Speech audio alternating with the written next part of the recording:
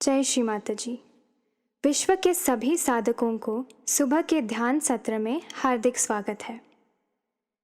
प्रतिष्ठान की ओर से सभी साधकों को दीपावली की हार्दिक शुभकामनाएं। Happy Diwali to all.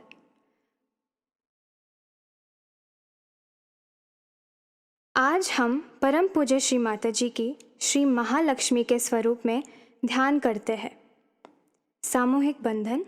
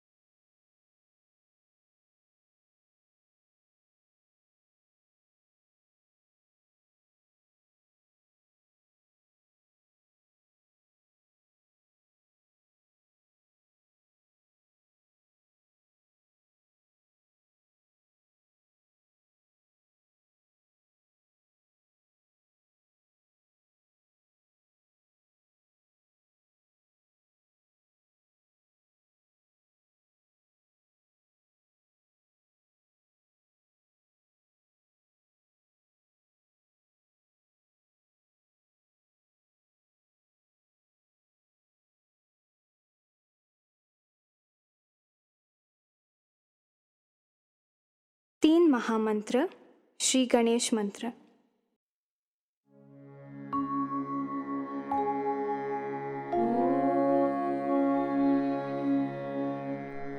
त्वमेव साक्षात् श्री महालक्ष्मी महासरस्वती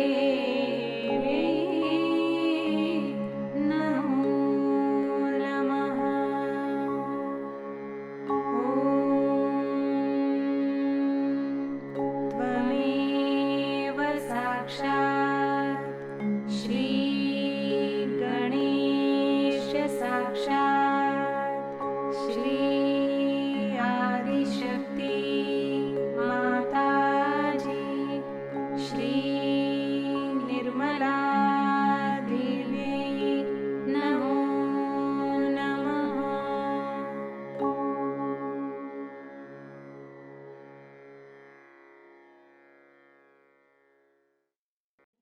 परम पूज्य श्री माता जी, कृपा कर आप हमें संतुलन दीजिए। चित्त सहस्त्रार में स्थिर करके कुछ समय ध्यान में रहते हैं।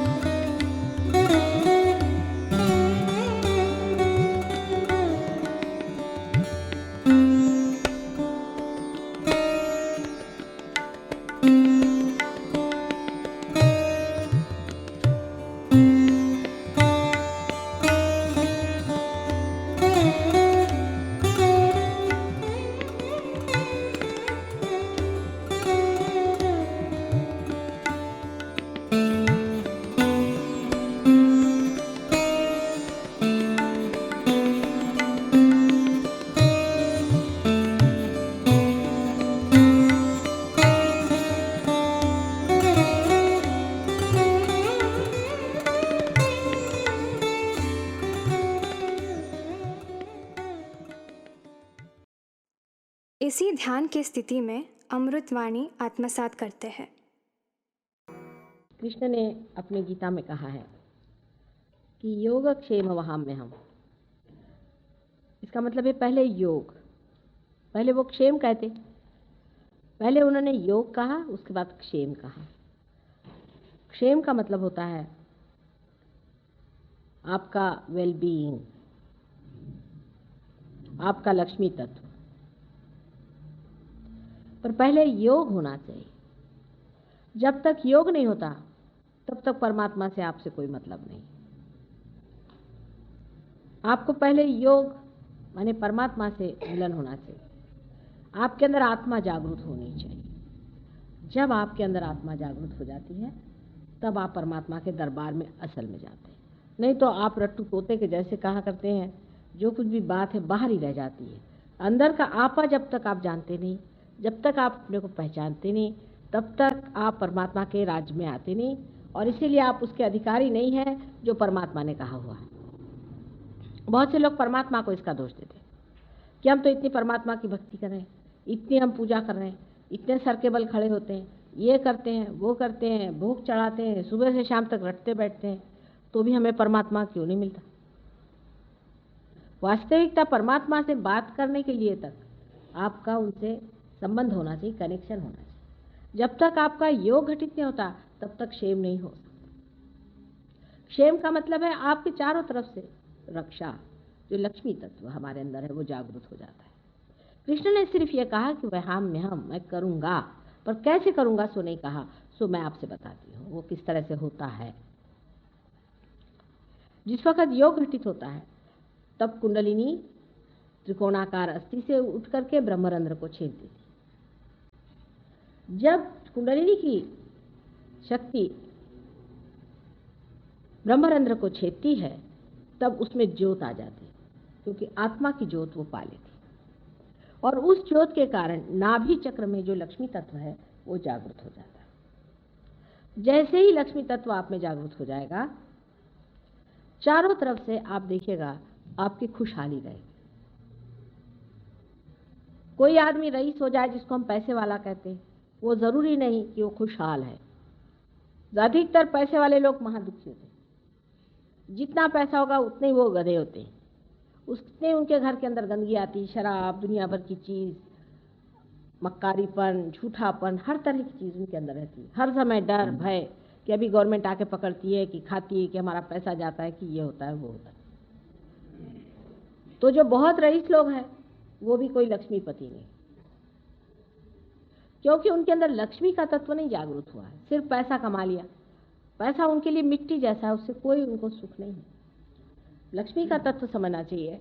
मैंने पिछली मर्तबा बताया था कि लक्ष्मी कैसी बनाई हुई है। उसके हाथ में 2 कमल हैं जो गुलाबी रंग के हैं, और एक हाथ से वो दान करती है और एक हाथ से आश्रय देती है। गुलाबी रंग का द्योतक होता है प्रेम। जिस मनुष्य के हृदय में प्रेम नहीं है वो लक्ष्मीपति नहीं हो सकता। उसका घर ऐसा होना चाहिए जैसे कमल का फूल होता है। कमल के फूल के अंदर भंवरे जैसा जानवर जो कि बिल्कुल शुष्क होता है, जिसके कांटे चुभते हैं अगर आप हाथ पे लीजिए तो, उसको तक वो स्थान देता है, अपनी गाभा पर उसको सुलाता है, उसको शांति देता है। लक्ष्मीपति का मतलब यह है कि जिसका दिल बहुत बड़ा हो, जो अपने घर आए हुए अतिथियों को किसी को भी अत्यंत आनंददायी होता है, वो लक्ष्मीपति होता है। लेकिन अधिकतर आप रईस लोग देखते हैं कि वहाँ भिखारी होते हैं, उनके घर आप जाइए तो उनके एकदम जान निकल जाती कि मेरे 2 पैसे खर्च होंगे। जिस आदमी को हर समय ये फिक्र लगी रहती है कि मेरे आज 4 पैसे यहाँ खर्च हो रहे हैं, 2 पैसे वहाँ खर्च हो रहे हैं, इसको जोड़ के रखो, उसको कहाँ बचाऊँ, इसको क्या काटूँ, वो आदमी लक्ष्मीपति नहीं। कंजूस आदमी लक्ष्मीपति नहीं हो सकता। जो कंजूस है वो कंजूस है, वो लक्ष्मीपति नहीं है। कंजूस आदमी दरिद्री होता है, महादरिद्री होता है, उसमें कोई बादशाहत नहीं होती। जिस आदमी की तबीयत में बादशाहत नहीं होती उसको लक्ष्मीपति नहीं कहना चाहिए। जो आदमी बादशाही होता है वो चाहे गरीबी में रहे चाहे अमीरी में रहे, वो बादशाह होता है। वो बादशाह के जैसा रहता है, छोटी छोटी चीज़ के पीछे में, 2-2 पैसे के पीछे में, 2-2 कौड़ी के पीछे में, इसके पीछे में, उसके पीछे में परेशान होने वाला लक्ष्मीपति नहीं हो सकता। उसीलिए लक्ष्मी तत्व फिर जागरूक नहीं होता, इसलिए नाभि चक्र की बड़ी जोर की पकड़ हो जाती है। मटेरियलिज्म आ जाता है उस आदमी के अंदर, जड़वादी हो जाता है। छोटी छोटी चीज़ का उसको बड़ा ख्याल, ये मेरा, ये मेरा, ये मेरा बेटा, ये मेरा फलाना, ये ठिकाना, ये सारी चीज़ जिस आदमी में आ गई वो लक्ष्मीपति नहीं। इसकी चीज़ मारूं कि उसकी चीज़ मारूं, कि ये लूं कि वो लूं, कि सब मेरे लिए होना चाहिए, इस तरह से जो आदमी सोचता है वो भी लक्ष्मीपति नहीं। जो दूसरों के लिए सोचता है, अगर मेरा अच्छा आलीशान मकान है तो इसमें कितने लोग आकर बैठेंगे, अगर मेरे पास आलीशान चीज़ें तो कितने लोगों को आराम होगा, कैसे मैं दूसरों का स्वागत कर पाऊंगा, कैसे मैं दूसरों की मदद कर पाऊंगा, किस तरह से मैं उनको अपने हृदय में स्थान दूंगा। मदद का भी सवाल नहीं उठता। आदमी ये सोचता कि ये मेरे ही अपने हैं, इनके साथ जो भी मैं करना है मैं अपने साथ कर रहा हूँ। तब असली लक्ष्मी तत्व जागृत हो जाता है। कमल के जैसा उसका रहन सहन, उसकी शक्ल होनी चाहिए, सुरभित होना चाहिए ऐसा आदमी, न कि उसे हर समय घमंड की बदबू आए। अत्यंत नम्र होना चाहिए। कमल का फूल हमेशा आपने देखा है, उसमें एक ऐसी हमेशा थोड़ी सी झुकान रहती है। कमल कभी भी ऐसा खड़ा नहीं होता है, तो थोड़ी सी झुकान जरूर डंठल में आ जाती है। उसी प्रकार जो कम से कम जो लक्ष्मी जी के हाथ में कमल है, दोनों में इसी तरह की सुकुमारता है। दूसरों से बात करते वक्त वो बहुत ठंडे तबीयत से, आनंद से, प्रेम भरा इस तरह से बात करता है। झूठा नहीं होता, कोई प्लास्टिक के नहीं होते हैं वो कमल, असल में होते हैं। ऐसा मनुष्य असल में कमल के जैसा होना चाहिए। एक हाथ से वो दानी होना चाहिए, उसके हाथ से दान बहते ही रहना चाहिए, बहते ही रहना चाहिए। हमने अपने पिता को ऐसे देखा है, हम पिता की अपनी बात हम देखते हैं बहुत बार, बहुत दानी आदमी थे, देते ही रहते थे, कि पास कुछ ज़्यादा हो जाए वो बांटते ही रहते थे। कोई यही मज़ा ही नहीं आता जब तक वो बांटे नहीं। तो उनसे कोई कहे कि भाई आप आँख उठा के भी नहीं देखते, जो आया वही उठा के ले जा रहा, आप आँख उठा के नहीं देते, आँख उठा के नहीं देते, तो कहले मैं क्या देखूँ, जो देने वाला दे रहा, मैं तो सिर्फ बीच में खड़ा हूँ, दे रहा हूँ, उसको देखने का मुझे तो शर्म लगती है। लोग कहते कि तुम दे रहे हो। इस तरह का दानत वाला आदमी जो होता है, जो अपने लिए कुछ भी संग्रह नहीं करता, दूसरों को बांटते रहता है, दूसरों को देते रहता है, देने में ही उसको आनंद आता है, लेने में नहीं, ये आदमी लक्ष्मीपति होता है। ऐसे ही को मिलता है 1000 बार और देते रहता है। जो अपने ही बारे में सोचता रहे, मेरा कैसा भला होगा, मेरे बच्चों का कैसा भला होगा, मैं कैसे अच्छा होऊंगा, ऐसे आदमी को लक्ष्मीपति, उसमें कोई शोभा नहीं थी, वो भिखारी होता है। और एक हाथ से वो आश्रय देता है अनेक को, अपने घर में जो भी आए उससे अत्यंत प्रेम से रहना, उसके अत्यंत अपने बेटे जैसी उसकी सेवा करना, आश्रय। उसके यहाँ नौकर चाकर, घर में जानवर, अनेक लोग उसके आश्रय में होते हैं, पर वो हमेशा ये जानते हैं कि हमारा आश्रयदाता है, कोई हमें तकलीफ होगी वो हमें देगा, रात को उठ करके भी देगा। और चुप कैसे करता है, उसे बताता नहीं, जताता नहीं, दुनिया को दिखाता नहीं कि मैंने इनके लिए इतना कर दिया, वो कर दिया, एकदम चुप कैसे कर देता है। परमात्मा भी हूबहू ऐसा है। वो एक स्त्री स्वरूप, माँ स्वरूप बनाया हुआ लक्ष्मी जी का स्वरूप है। और एक कमल पे लक्ष्मी जी खड़ी हो जाती है। आप सोचिए, कमल पे खड़ा होना माने आदमी में कितनी सादगी होनी चाहिए, बिल्कुल हल्का, उस पर कोई बोझा, कमल पर भी वो खड़े हो सके ऐसा आदमी उसे होना चाहिए, जो किसी को अपने बोझे से न दबाए, जो बहुत ही नम्र होना चाहिए। जो दिखाते फिरते हैं हमारे पास ये चीज़ है, वो चीज़ है, फलाना है, ठिकाना है, वो लक्ष्मीपति नहीं हो सकते। मातृत्व उनमें होना चाहिए, माँ का हृदय होना चाहिए, तब उसे लक्ष्मीपति कहना चाहिए। ये सब लक्ष्मीपति के लक्षण हैं। और जब आपके अंदर ये तत्व जागृत हो जाता है तो पहली चीज़ आप में आती है संतोष। ऐसे तो किसी चीज़ का अंत ही नहीं है। आप जानते हैं कि इकोनॉमिक्स में कहते हैं कि कोई सी भी वांट्स ऐशेबल होती ही नहीं इन जनरल। आज आपके पास ये है तो कल वो चाहिए, वो है तो वो चाहिए, वो चाहिए तो वो चाहिए। आदमी पागल जैसे दौड़ते रहता, उसके कोई हद ही नहीं होती। आज ये मिला तो वो चाहिए, वो मिला तो वो चाहिए। लेकिन आदमी में संतोष आ जाता, उसे संतोष आ जाता है। जब तक आदमी में संतोष नहीं आएगा वो किसी भी चीज़ का मज़ा नहीं ले सकता, क्योंकि संतोष जो है ये वर्तमान की चीज़ है, प्रेजेंट की चीज़ है। और आशा जो है ये फ्यूचर की चीज़ है, निराशा जो है ये पास्ट की चीज़ है। आप जब संतोष में खड़े रहते हैं, फुल्ली सेटिस्फाइड जैसे, तब आप पूरा उसका आनंद उठा रहे हैं जो आपको मिला हुआ। नहीं तो उनके पास कितना भी रहता है तो भी कहते अरे उसके पास इतना, मुझे वो चाहिए, तो ये काहे को मिला, फिर वो मिल गया तो उसको वो चाहिए। कभी भी ऐसा आदमी अपने जीवन का आनंद नहीं उठा सकता, कभी भी वो ऊंचा नहीं उठ सकता। रात दिन उसकी नज़र जो है ऐसी पड़ती रहेगी, जो चीज़ें बिल्कुल व्यर्थ है, जिनका कोई भी महत्व नहीं, जिनका जीवन में कोई भी महत्व नहीं, जिसका अपने जीवन के आनंद से कोई भी संबंध नहीं, ऐसी चीज़ के पीछे में वो भागते रहते हैं। पर पहले योग घटित होना चाहिए, फिर क्षेम होता है। हमारे सहयोग में यहाँ पर भी अनेक से लोग आए हुए हैं जो कि हमारे साथ सहयोग में रहे और जिन्होंने पाया और इसमें प्रगति की है। उनकी सबकी फाइनेंशियल प्रगति होगी, सबकी A to Z।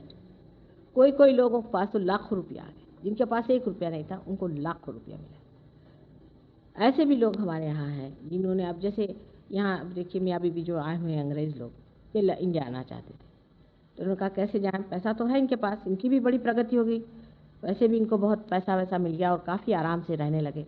लेकिन जब आने लगे तो उनको एक फॉर्म ने कह दिया अच्छा तुम मुफ्त में जाओ, हम तुम्हारा पैसा देंगे क्योंकि हम तुम्हारा ये काम करते हैं। छोटी छोटी चीज़ में परमात्मा मदद करता है और आप इतना रुपया आपके पास बच जाता है कि आपको समझ नहीं आता कि क्या करें। इन लोग पहले ड्रग्स लेते थे, शराब लेते थे और दुनिया भर की चीज़ें करते थे, उसमें बहुत रुपया निकल जाता था। अब मैंने देखा कि इनके घर अच्छे हो गए, घरों में सब चीज़ें आ गई और अच्छे से म्यूज़िक सुनते हैं, सब अच्छे अच्छे शौक़ इनके अंदर आ गए, सब बढ़िया तरीके से रहने लग गए, इनके बाल बच्चे अच्छे हो गए। मैंने पूछा भाई ये कैसे होगा? पहले हम तो सारा पैसा ऐसे बर्बाद करते थे और होश ही नहीं था हमको, हम कहाँ रहते थे, हम तो बेहोश ही रहते थे, हमको पता ही नहीं था कि हम कैसे रहते थे, क्या करते। इसीलिए जो गुरुजन हो गए उन्होंने शराब और ऐसी चीज़ों को एकदम मना किया। अब शराब इतनी हानिकर चीज़ है कि इस तरफ से बोतल आई शराब की, उस तरफ से लक्ष्मी जी चली सीधा ऐसा। उन्होंने देखा कि आपकी शराब की बोतल अंदर आ रही, उधर से वो चली गई। ऐसे आदमी को कभी भी लक्ष्मी का सुख नहीं मिल सकता। जिनके घर में शराब चलती उनके घर में लक्ष्मी जी का सुख नहीं हो सकता। हाँ, उनके यहाँ पैसा होगा, लड़के रुपया उड़ाएंगे, बीवी भाग जाएगी, कुछ ना कुछ गड़बड़ हो जाएगा, बच्चे भाग जाएंगे, कुछ ना कुछ तमाशे हो जाएंगे। आज तक एक भी घर आप मुझे बताएं जहाँ शराब चलती है और लोग खुशहाल हो ही नहीं सकते। खुशहाली शराब के बिल्कुल विरोध में बैठे। इसलिए गुरुजनों ने जो मना किया है, खासकर हर एक ने,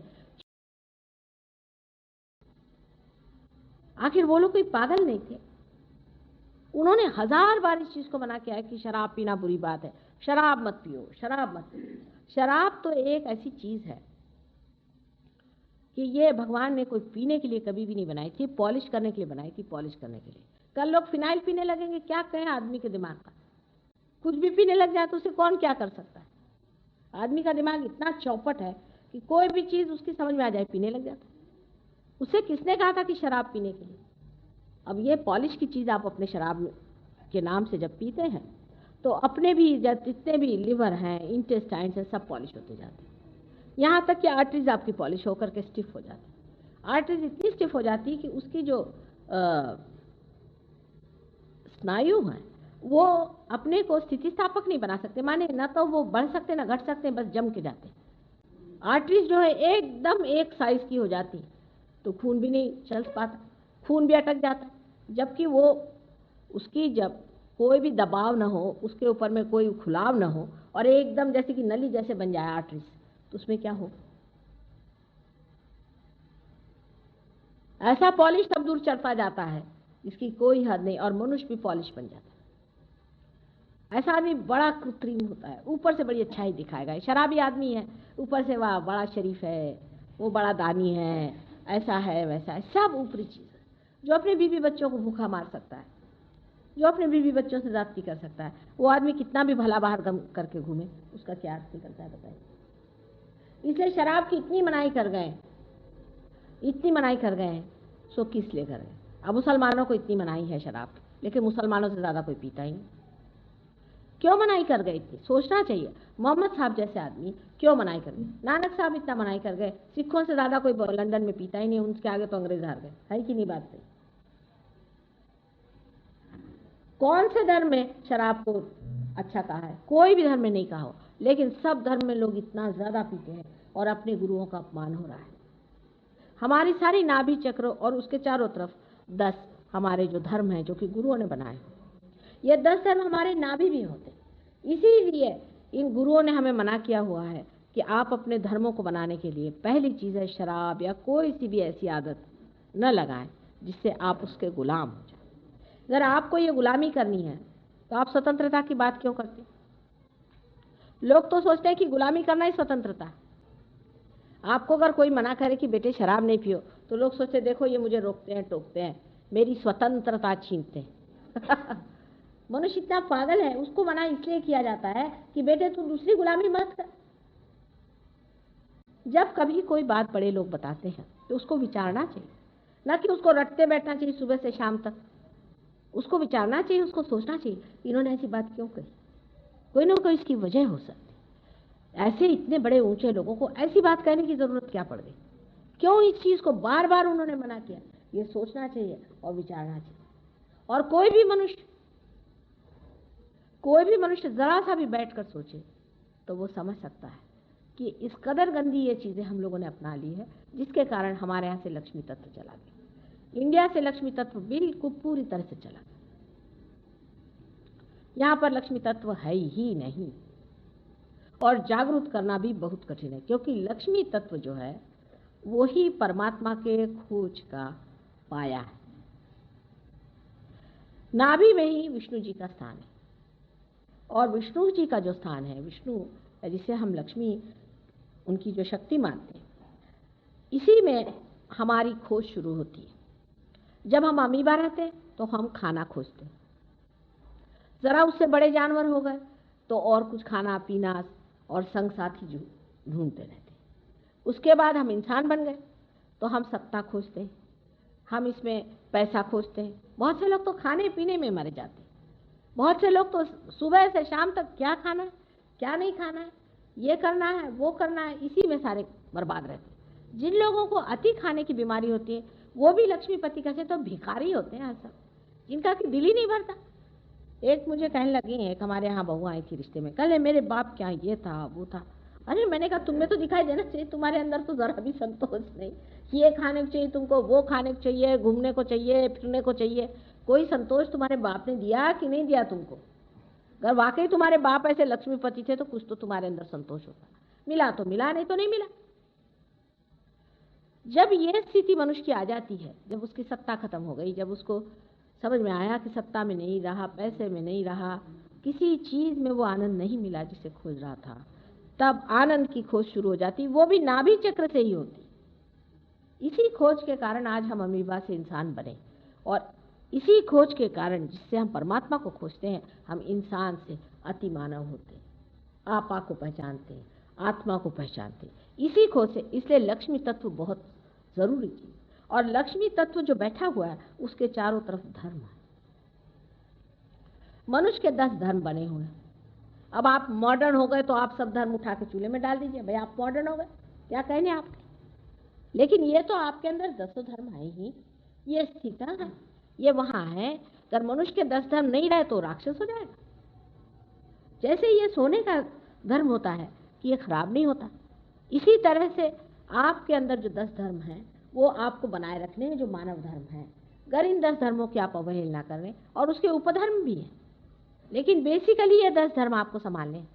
अगर वो आप 10 धर्म न संभालें तो आपका कभी भी उद्धार नहीं हो सकता, कभी भी आप पार नहीं हो सकते। पहले जब तक आप धर्म को नहीं बनाते हैं तब तक आप धर्मातीत नहीं हो सकते, धर्म से ऊपर नहीं उठ सकते। पहले इन धर्मों को बनाना पड़ता है, और इसीलिए इन गुरुओं ने बहुत मेहनत की है, बहुत मेहनत करी है। इनकी मेहनत को हम लोग बिल्कुल मटिया मेट करें अपनी अकल की वजह से, सब इसको खत्म कर दे रहे। इन 10 धर्मों को बनाना हमारा पहला परम कर्तव्य है। लेकिन आजकल के जो गुरु निकले हुए हैं उनको आपसे धर्म से कोई मतलब नहीं। आप शराब पीते, जो हमको भी एक बोतल और आपको कोई हर्जा नहीं। अच्छा, आप अगर औरतें रख रहे हैं, ठीक है, रखिए, 10 औरतें रखिए, और एक हमारे पास भी भिजवा दीजिए, या अपनी बीवी बच्चे हमारे पास भेज दीजिए। आपके जेब में जितना रुपया हमारे पास दे दीजिए, हमें आपसे कोई मतलब नहीं। आपको जो भी धंधा करना है करो, आपके बस पर्स में जितना पैसा वो इधर जमा कर दीजिए, फिर आप चाहे जैसा। आज ये किस्सा बता रही थी कि हमारे आई हुई हैं साथ में कि इनकी बहन कज़न थी, वो राजकन्या है वो भी, और उनके पति बहुत शराबी कबाबी बहुत बुरे आदमी थे, और वो एक गुरु के शिष्य थे। इन्होंने जाकर उनसे बताया कि आदमी मारता है, पीटता है, सताता है, औरत रख ली है, उसको कुछ कहो, वो औरतें रखता है और राजकुमार है, लेकिन क्या करें, उसका इतना खराब हो रहा है। तो कहले रहने दो, तुमको क्या करने। उसे रुपया ऐंठते गए गुरुजी को मतलब उनके रुपये से। ये कोई गुरु है जो कि आपसे रुपया ऐंठते हैं? आपसे गुरु हो ही कैसे सकते जो आपके पैसे के बूते पर रहते हैं? ये तो पैरासाइट है। आपके नौकरों से भी गए भी थे, कम से कम आपके नौकर आपका कुछ काम करते हैं। जो लोग आपसे रुपया लेकर के जीते हैं, ऐसे दुष्टों को तो बिल्कुल राक्षसों की योनि में डालना चाहिए। और ऐसे दुष्टों के पास जाने वाले लोग भी महामूर्ख है, मैं कहती हूँ। वो देखते क्यों नहीं? क्या आप परमात्मा को खरीद सकते हैं? आप किसी गुरु को खरीद सकते हैं? अगर कोई गुरु हो तो कभी अपने को बेचेगा? उसकी अपनी एक शान होती है, उसको आप खरीद नहीं सकते। कोई भी चाहे, एक ही चीज से आप उसको मात कर सकते हैं, आपके प्यार से, आपकी श्रद्धा से, आपके प्रेम से, भक्ति से, और किसी चीज से वश में आने वाली चीज नहीं। उसकी अपनी एक शान होती है, वो अपनी एक प्रतिष्ठा में रहता है, उसकी एक बादशाहत होती है। उसको क्या परवाह होगी? आप है रईस तो बैठे अपने घर में, उसको क्या? वो पत्तल में भी खा सकता है, वो क्या जमीन पर भी सो सकता है, वो चाहे राजमहल में रह सकता है, वो जैसा रहना चाहे रहेगा, उससे आपसे कोई मतलब नहीं। उसको तो सिर्फ आपके प्यार से, आपकी श्रद्धा से और आपकी खोज से। अगर आपको खोज है तो सर आंखों पर वो आपको उठा ले। ऐसे गुरु को खोजना चाहिए जो आपको परमात्मा की बात बताए, जो आपके आत्मा की पहचान कराए, जो मालिक से मिलाए, वही गुरु माना हुआ है। जिसे जिसके उसी को गुरु। ये तो अगुरु भी नहीं है, राक्षस है, राक्षस। अंगूठियां निकाल के आपको देते, जो आदमी आपको अंगूठी निकाल के देता है वो क्या परमात्मा की बात करता होगा? आपका चित्त अंगूठी में डालता है, आपको दिखाई नहीं देता। जो अब एक है वो नंगा नाचना सिखा रहे, अधर्म सिखा रहे। कौन से धर्म में लिखा है इस तरह की चीज?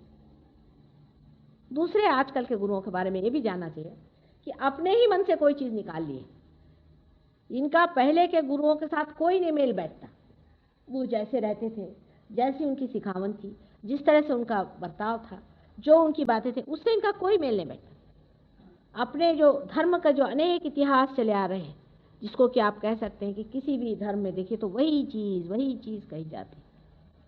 आप अपने शंकराचार्य को पढ़ें तो आप सहयोग समझ लेंगे, आप कबीर को पढ़ें आप सहयोग समझ लेंगे, नानक को पढ़ें आप समझ लेंगे, मोहम्मद को पढ़ें आप समझ लेंगे, क्राइस्ट को पढ़ें आप समझ लेंगे, कन्फ्यूशस और सोक्रेटिस से लेकर सबको आप देखें तो सहयोग ही सिखाते रहे। और ये जो सब आपको सर के बल उठना और फलाना ढिकाना और दुनिया भर की चीज आपको नचा नचा करके मारते हैं, इनको कैसे आप गुरु मान लेते हैं? एक ही गुरु की पहचान है, जो मालिक को मिला है वही गुरु है और बाकी गुरु नहीं। सत्य पे अगर आप खड़े हुए हैं तो आपको इसी चीज को देखना है। लेकिन इंसान इतना सुपरफिशियल हो गया है कि उसको सर्कस को देखता है। कितने तामझाम लेकर के आदमी घूम रहा है, कितनी हंडिया सर पे रख के चल रहा है, बाल कैसे बना के चल रहा है, क्या सींग लगा के चल रहा है? गुरु की सिर्फ एक ही पहचान है कि वो सिवाय मालिक के और कोई बात नहीं जानता, उसी में रमा रहता है। वही गुरु माने आपसे ऊंचा इंसान है।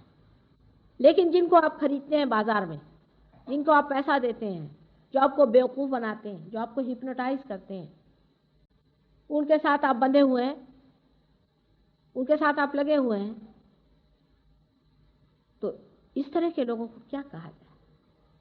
और कलयुग में, इस घोर कलयुग में तो ऐसे अनेक हैं, अजीब अजीब तरह के एक नमूने हैं। मैं आपसे बता दूं, किसका वर्णन करूं, किसका कहूं? ऐसे कभी न गुरु हुए न होंगे मेरे ख्याल से, जिसका आजकल हो रहा है नमूने एक से। पर वो ऐसी चिपकन होती उस चीज की कि अभी एक वहां पर देहरादून में एक देवी जी आई, उनकी कुंडलिनी एकदम ऐसी जमी हुई ऐसी। तो मैंने कहा भाई तुम कौन गुरु के पास गई? तो उन्होंने बड़े से बताया कि उनके पास गए। मैंने कहा आपने उनके बारे में पेपर में पढ़ा कि नहीं पढ़ा? एक 18 साल की लड़की के साथ उन्होंने जो भी गड़बड़ किया था, उस लड़की ने और 25 और लड़कियों ने ब्लिट्स में और इसमें उसमें सब दूर छापा था।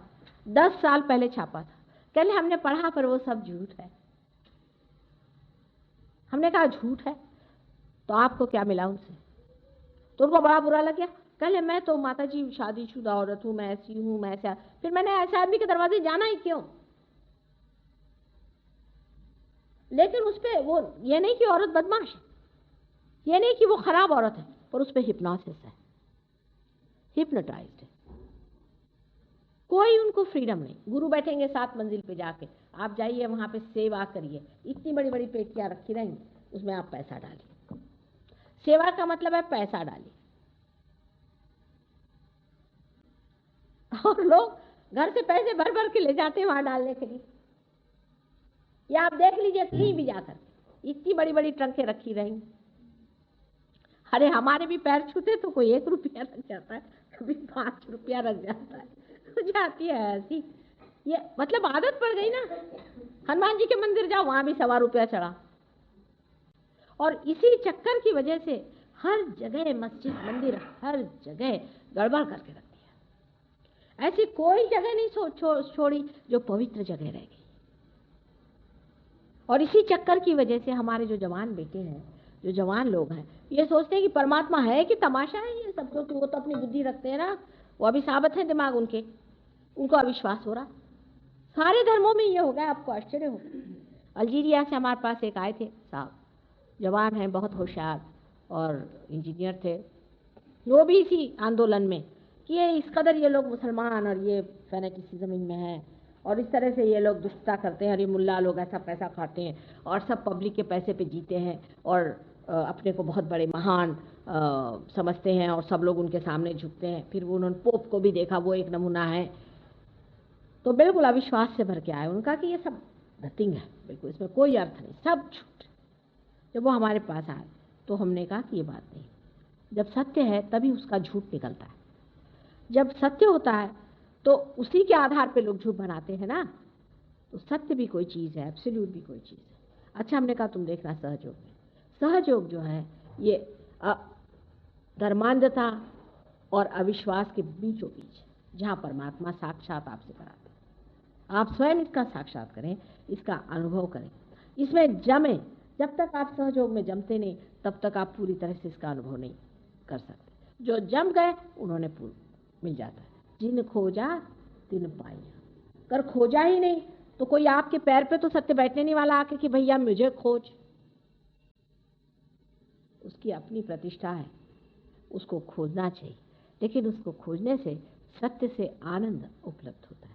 सत्य और आनंद दोनों ही चीज़ है, एक ही चीज़ है दोनों। जैसे चंद्र की चंद्रिका होती है या जिस तरह से सूर्य का उसका अपना प्रकाश होता है, उसी प्रकार सत्य और आनंद दोनों चीज़ें एक साथ हैं। जब आप सत्य को पा लेते हैं तो आनंद विभोर हो जाते हैं, आनंद में रममाण हो जाते हैं। लेकिन ये सिर्फ लेक्चरबाजी नहीं है कि आपको मैं लेक्चर देती रहूं सुबह से शाम तक। लेक्चर से तो मेरा गला थक गया। अब पाने की बात है कि कुछ पाओ, आत्मा को पाओ। बहुत से लोग ऐसे भी मैंने बहादुर देखे, हमें तो कुछ हुआ नहीं माता जी, माने बड़े अच्छे हो गए। होना चाहिए, नहीं हुआ माने कुछ गड़बड़ है आपके अंदर, कोई ना कोई तकलीफ है, आप बीमार हैं, आपका मेंटली आप ठीक नहीं, आप कोई गलत गुरु के सामने अपना मत्था टिका है।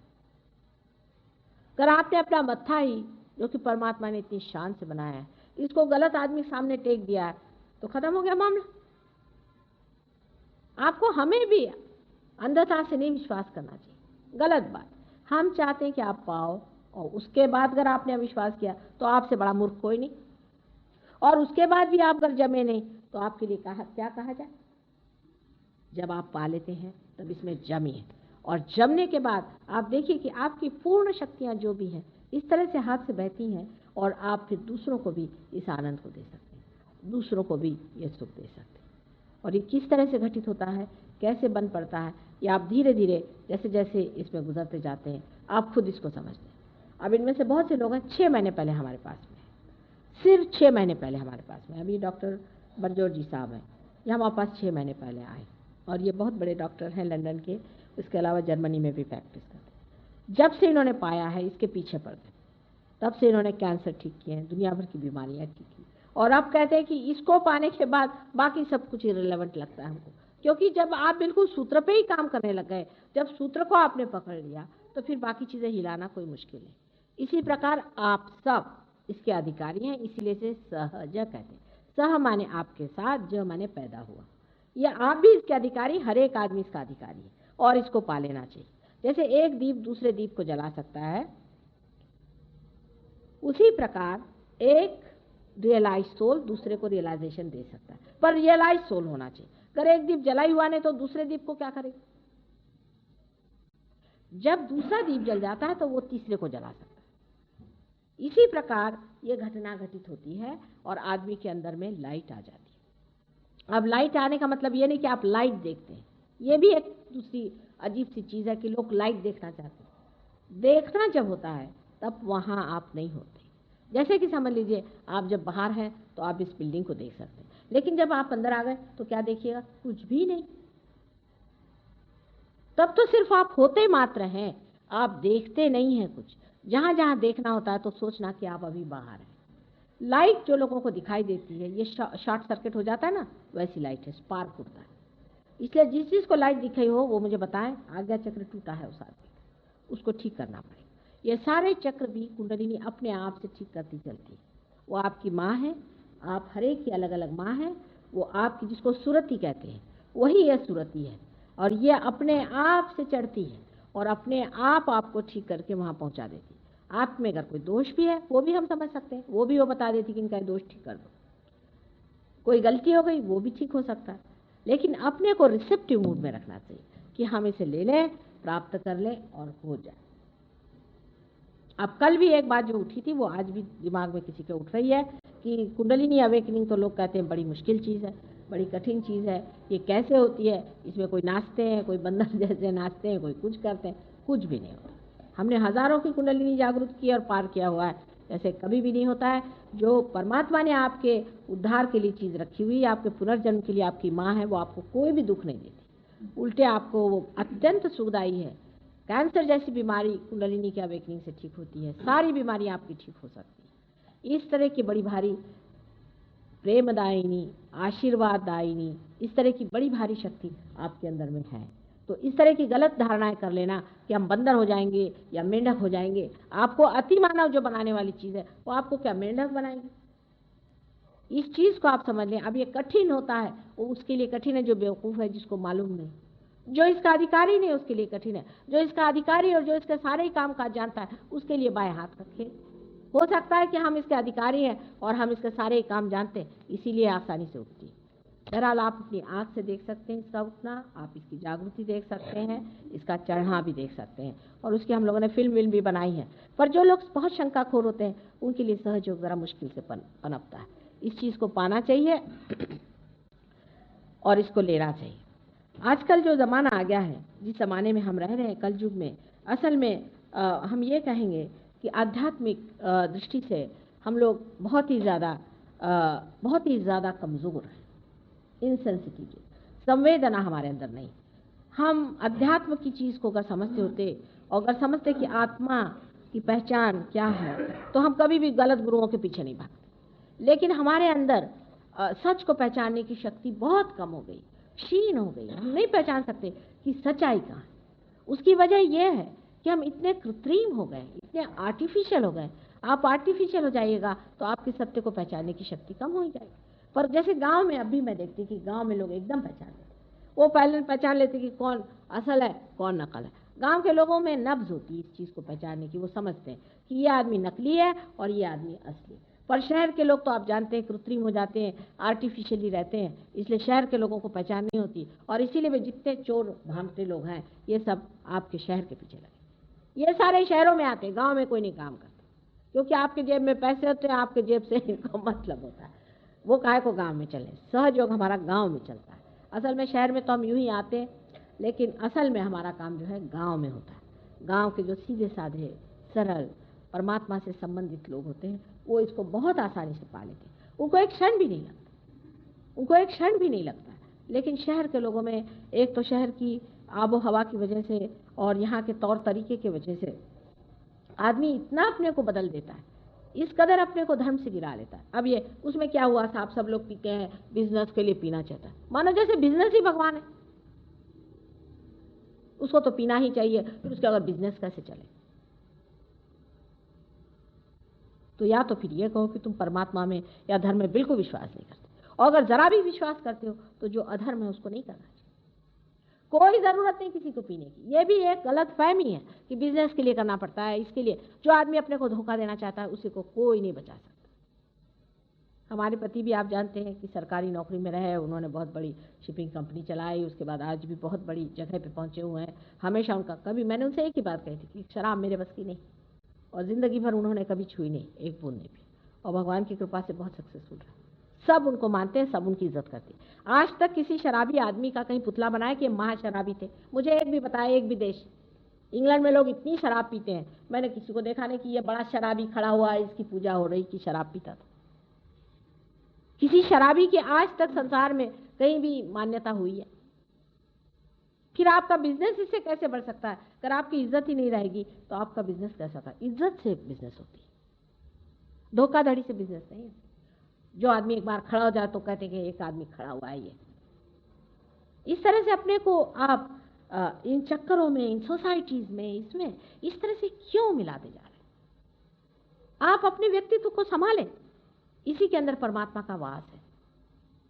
आजकल के ज़माने में ये बातें करना ही बेवकूफ़ी है और कहना ही बेवकूफ़ी है, लेकिन आप नहीं जानते कि आपने अपने को कितना तोड़ डाला है, अपने को कितना गुलाम कर लिया। इन सब चीज़ों में अपने को बहा देने के बाद आपको मैं क्या दे सकती हूँ? आप ही बताइए। अब कम से कम सबको ये व्रत लेना चाहिए कि हम खुद जो हैं, हमारी इज्जत है। परमात्मा ने हमको एक अमीबा से इंसान बनाया है। एक अमीबा छोटा सा, उससे इंसान बनाना कितनी कठिन चीज़ है। हजारों चीज़ों में से गुजार करके, इतनी योनियों में से गुजार के आज आपके जैसी एक सुंदर सी चीज़ परमात्मा ने बना के रखी। फिर आपको उसने फ्रीडम दे दी, स्वतंत्रता दे दी कि तुम चाहो तो अच्छाई को वर्ण करो और चाहे तो बुराई को। जिस चीज़ को चाहे तुम अपना सकते हो। तुमको बुराई को अपनाना, चलो बुराई को अपनाओ, अच्छाई को अपनाना, अच्छाई को बनाओ। अब आपको भी सोचना चाहिए कि जिस परमात्मा ने हमें बनाया हुआ है, इतनी मेहनत से बनाया है, उसने वो भी इंतजाम हमारे अंदर जरूर कर दिए होंगे जिससे हम उसको जानें और उसको समझें और अपने को जानें, और हमारा मतलब क्या है, हम क्यों संसार में आए हैं, हमारा क्या फुलफिलमेंट है। मनुष्य ने ये कभी जानने की कोशिश नहीं की कि आखिर हम इस संसार में क्यों। साइंटिस्ट ये क्यों नहीं सोचते कि हम अमीबा से इंसान क्यों बनाएंगे। हमारी कौन सी ऐसी बात है कि जिसके लिए परमात्मा ने इतनी मेहनत की और उसके बाद हमें स्वतंत्रता दे दी। बस इसी जगह परमात्मा भी आपके आगे झुक जाते हैं, क्योंकि आप स्वतंत्र हैं। आपकी स्वतंत्रता परमात्मा नहीं छीन सकते। अगर आपको परमात्मा के साम्राज्य में बिठाना है, आपको अगर राजा बनाना है, तो आपको परतंत्र करके कैसे बनाए? आपको क्या हिप्नोसिस करके बनाया जाए? आप पूरी तरह से स्वतंत्र हैं। आप चाहें तो परमात्मा को स्वीकार करें अपने जीवन में, और चाहें तो शैतान को करें। दोनों रास्ते आपके लिए पूरी तरह परमात्मा ने खोल के रखे, और सबने बड़ी मेहनत की है। मैं आपसे बताती हूँ कि गुरुओं ने कितनी आफतें उठाई हैं, इतनी मेहनत आपके पीछे सारे जितने भी अवतार हो गए, उन्होंने, गुरुओं ने कितनी मेहनत करी, उनको कितना सताया हमने, उनको कितना अच्छा लगा, उनकी कितनी तकलीफ, वो सारी बर्दाश्त करके उन्होंने आपको बिठाने की कोशिश की। लेकिन कलयुग ऐसा कुछ आया बवंडर जैसे कि हम सब कुछ भूल गए और हमारी जो भी आत्मिक संवेदन है उसको भूल गए। हम पहचान ही नहीं पाते किसी इंसान की शक्ल देख करके कि ये असली है कि नकली है। आश्चर्य हो,